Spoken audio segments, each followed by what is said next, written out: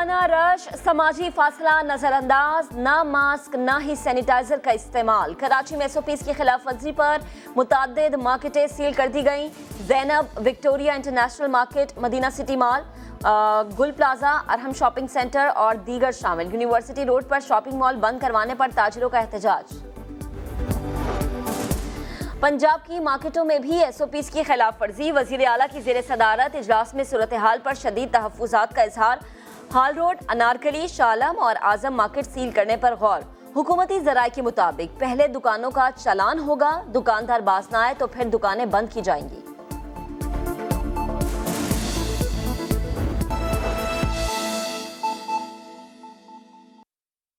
NAB نے ان کی گرفتاری نہیں کی، نہ ان کا نام ECL میں ابھی تک ڈالا گیا ہے، تو کیا یہ حکومتی ٹیموں پر نیب اس طرح کا ریلیف دے رہے ہیں؟ تاثر جو پہلے قائم کیا گیا تھا کہ شاید حکومت کی اور نون لیگ کے درمیان کوئی ڈیل ہو گئی ہے۔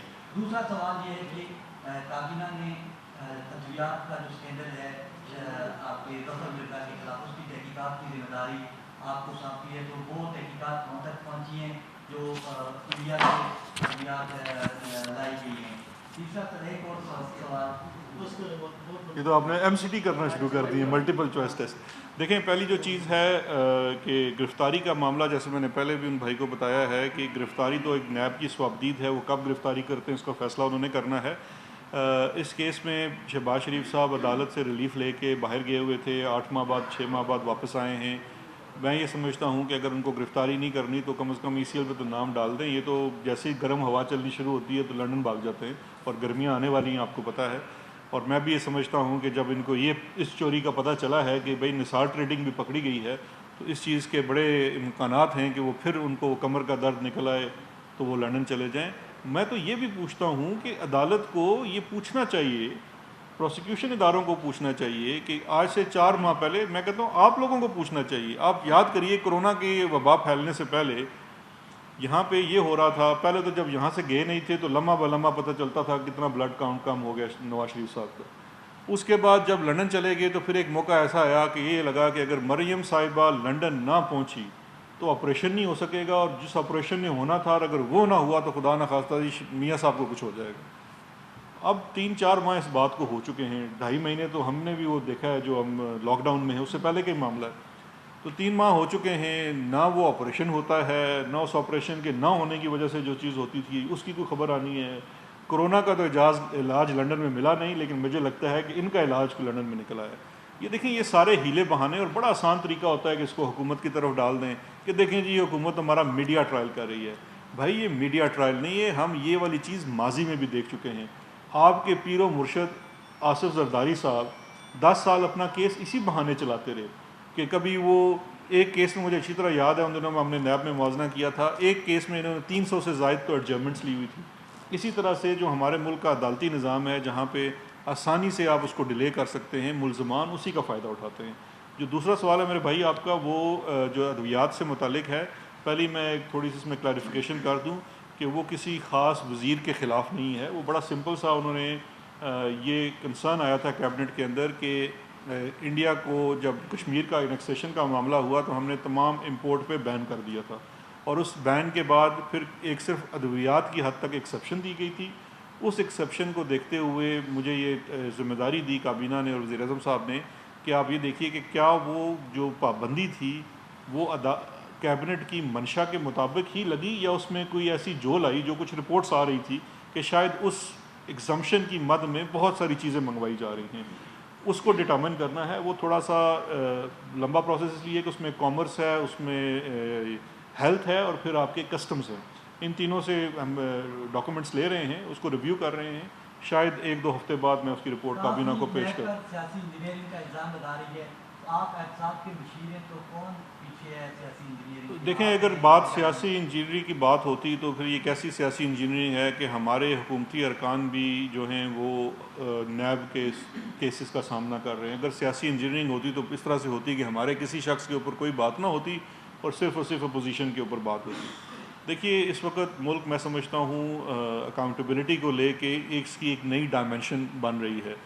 آپ کو یہ ماننا پڑے گا کہ ہماری ہسٹری میں آج سے پہلے کسی حکومت نے اس قسم کی خود احتسابی نہیں کی کہ ہم نے اپنے دور میں ہوئی، چاہے وہ کوتاہی ہو یا اس کے پیچھے کوئی بھی کسی قسم کا بدعنوان عنصر ہو، اس کو سامنے لانے کے لیے کمیشنز بنائے، انڈیپینڈنٹ کمیشنز بنائے، اور ان کی رپورٹس کو پبلک بھی کر رہے ہیں اور اس کے اوپر باقاعدہ ایکشنز بھی لے رہے ہیں۔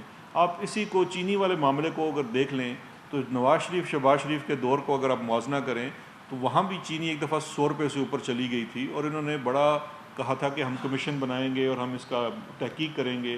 اس کے بعد ایک ملی بھگت ہو گئی، انہی شوگر ملوں والوں کے ساتھ بات چیت کر کے کچھ عرصے بعد قیمت پھر نیچے لے آتے ہیں اور پھر وہ بات انڈر دا کارپیٹ کر دی جاتی ہے۔ ہم نے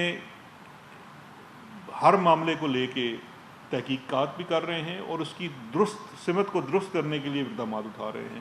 چینی کے اوپر جو اس وقت کمیشن کابینہ کی طرف سے بنا ہوا ہے وہ اپنے اختتامی مراحل پہ ہے، اس کی رپورٹ بھی جیسے آئے گی اس کو بھی منظر عام پہ کیا جائے گا، اور یہ چیز کو دیکھا جائے گا کہ اس سیکٹر کے اندر ہم عوام جو ہے اس کو کوئی ریلیف مل رہا ہے، اس کے فائدے میں یہ کچھ کام ہو رہا ہے یا صرف ہم نقصان ہی اٹھائی جا رہے ہیں۔ اور سب سے بڑی بات یہ ہے کہ اس ملک کے جو ادارے ہیں، جو ریگولیٹرز ہیں، کیا وہ اپنا کام کر رہے ہیں۔ یہ اگر آپ اس معاملے کو دیکھیں، یہ میرے خیال میں یہ وہ آئسنگ آف دا ٹاپ ہے کہ جو ٹاپ پہ کچھ چیزوں کو ہم کرید رہے ہیں۔ اگر ریگولیٹر اس ملک میں یہ کام کرتا، ریگولیٹر آزاد ہوتا، تو اگر چینی کا کارٹل ہے تو کمپٹیشن کمیشن آف پاکستان کو پہلے دن ہی کہہ دینا چاہیے تھا کہ یہ کیسے ہو رہا ہے کارٹل۔ اگر ریگولیٹر کام صحیح طرح سے کر رہا ہوتا اور ملی بھگت نہ ہوتی تو یہ جو ٹیٹیاں لگ رہی ہیں، آپ مجھے ایک بات بتائیے کہ اگر بینکنگ کے اوپر جو ریگولیٹر ہے وہ صحیح کام کرتا، بینک صحیح کام کرتے، ان کی جواب دہی ہوتی، تو یہ اگر ایک آدمی جس نے اپنے فارم میں لکھا ہوا ہے بینک کے سامنے کہ میں 18,000 روپے ماہانہ کا ملازم ہوں اور اس کے اکاؤنٹ میں 450 ملین آ رہے ہیں، تو ریگولیٹر کو سوال کرنا چاہیے کہ یہ پیسے کہاں سے آ رہے ہیں، کیوں کر آ رہے ہیں، کہاں جا رہے ہیں۔ یہ نظام اصل میں ایسے ہی درست ہوگا کہ جب ایسی چیزوں کی نشاندہی ہوگی، آپ اس پہ سختی کریں گے تو پھر آگے جا کے درستی ہوگی۔ ہم دیکھ رہے ہیں گزشتہ 1.5 سال سے آپ کی پریس کانفرنس مختلف سوالات بھی ہوتے ہیں، آپ کی طرف سے میاں شہباز شریف کی طرف سے ڈاٹا تیار ہو چکا ہوگا، آپ کی طرف سے جواب بھی کچھ دیر میں آ جائے گا، لیکن عوام کو اس سے کوئی دلچسپی نہیں ہے کہ کیا ہو رہا ہے۔ بے شک آپ اپنا کام ایسے طریقے سے کر رہے ہیں، اربوں کی کرپشن آپ سامنے لا رہے ہیں، لیکن اس کی نتائج کچھ سامنے نہیں آ رہے۔ یقیناً آپ کے پاس اسٹیٹکس ہوں گے کہ اب تک یہ بڑے ملزمان جن کا ذکر ہوتے ہیں کہ اربوں روپے کی کرپشن ہو رہی ہے، آپ نے سوالات کیے میاں شہباز شریف سے، کیا آپ نے پہلے یہ بھی کہا کہ میاں شہباز شریف میں نہ مانوں والی پالیسی پہ کامزان ہے؟ کیا اسٹیٹ اتنی کمزور ہو گئی ہے کہ ایک ملزم پہ اتنے سنگین الزامات آ رہے ہیں، اتنی بڑی کرپشن کے الزامات آ رہے ہیں، لیکن جو ہمارے ادارے اتنے بے بس ہو چکے ہیں، آپ کا نیا پروسیکیوشن سسٹم اتنا بے بس ہو چکا ہے، جو بھی بڑا ملزم ہوتا ہے تو ہم دیکھ رہے ہوتے ہیں کہ جب انہیں گرفتار کیا جاتا ہے 1 مہینے بعد وہ کبھی تو قومی اسمبلی میں کھڑے ہو کر، کبھی پریس کانفرنس میں اداروں کا مذاق اڑا رہے ہوتے ہیں۔ تو ہمیں تو اس چیز سے کوئی دلچسپی نہیں ہے کیونکہ کیا کتنے اس سے آپ 1.5 سال سے اس طرح کے الزامات لگا رہے ہیں، کچھ اسٹیٹس آپ کے پاس ہوں گے کہ ان بڑے ملزمان سے اب تک ریکوری کتنی ہوئی ہے؟ دیکھیے، جو جتنا بھی کام ہونا ہے وہ ہمارے جو قوانین کے حدود ہیں اس کے اندر رہ کے ہی کام ہونا ہے۔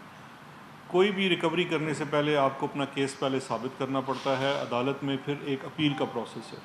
اب جتنے کیسز ہیں، اب آپ کے سامنے سب سے پہلے میں سمجھتا ہوں یہ بیڑا ہماری حکومت میں آنے سے پہلے سپریم کورٹ آف پاکستان نے اٹھایا۔ پاناما کے معاملے میں JIT بنائی گئی، پورے مقدمات چلے۔ آپ لوگوں کو یادداشت کے لیے میں دوبارہ یاد کرا دیتا ہوں کہ جب مقدمہ چلنا شروع ہو گیا اور سپریم کورٹ آف پاکستان نے ایک آنریبل جج آف سپریم کورٹ کو سپرویژن پہ لگایا صرف اس بات کے اوپر کہ یہ مقدمہ ڈے ٹو ڈے چلے اور اس مقدمے کا فیصلہ ہو، اور 3 ماہ میں ہو، 6 ماہ میں ہو۔ اس کا معاملہ بھی 3 سے 6 ماہ میں نہیں ہوا، بار بار ان کو بھی ایکسٹینشن لینی پڑی، کیونکہ دیکھیے جو ہمارا عدالتی نظام ہے وہ جو اکیوزڈ ہوتا ہے اس کو فیور کرتا ہے، اور اس میں کوئی برائی بھی نہیں ہے، فیور اس لیے کرتا ہے کہ اس کے ساتھ انصاف ہونا چاہیے، اس کو ہر موقع ملنا چاہیے اپنی صفائی دینے کے لیے۔ لیکن بہت سارے معاملات میں غریب تو اس کا فائدہ نہیں اٹھا سکتا، امیر آدمی جس کے پاس مہنگے ترین وکیل ہوتے ہیں وہ اس کو ڈیلے کی صورت میں لے جاتا ہے۔ وہ تقریباً 1.5 سال تو مقدمہ چلا، اب اس میں اپیل کا پروسیس چل رہا ہے۔ اب جب تک وہ اپیل کا پروسیس ختم نہیں ہو جاتا ان سے وہ تمام ریکوریز نہیں ہو سکتی۔ اس میں ایک آپشن موجود ہے، لیکن اس کے لیے کوئی شرم ہونی چاہیے، کوئی حیا ہونی چاہیے، وہ پلی بارگین کا آپشن ہے کہ جس ملزم کو پتہ ہے کہ یہ میں نے پہلے 30 سال اس قوم کو لوٹا ہے، کھایا ہے، آج بھی اگر وہ اس میں کوئی شرم ہو، کوئی حیا ہو تو وہ پلی بارگین کر لے، اپنا اور قوم کا وقت ضائع نہ کرے۔ لیکن یہ تو ایک مسلسل جنگ ہے، اور یہ اب میں سمجھتا ہوں ایک جو پرانا نظام ہے اس کے خلاف جنگ ہے، یہ ایک شخص کے خلاف جنگ نہیں ہے، یہ کسی ایک چیز کا نام نہیں ہے۔ میں سمجھتا ہوں وہ جو پرانا نظام ہے یہ شریف اور زرداری اس کا بیسیکلی صرف ایک عکس ہیں, یہ اس کا ایک چہرہ ہے. ان کو سپورٹ کون سی چیز کر رہی ہے, وہ نظام کر رہی ہے. اس کے لیے ریفارمز بھی کرنی پڑیں گی, اس کے لیے آپ کو بہت زیادہ انفراسٹرکچر میں ڈیولپمنٹ کرنی پڑے گی. السلام علیکم, آپ دیکھ رہے ہیں سما, میں ہوں مہک اسلام. ہیڈ لائنز آپ نے جانی, اب تک کے لیے اتنا ہی. ایک بریک کے بعد آپ دیکھ سکیں گے پروگرام ندیم ملک لائیو. دیکھتے رہیے سما.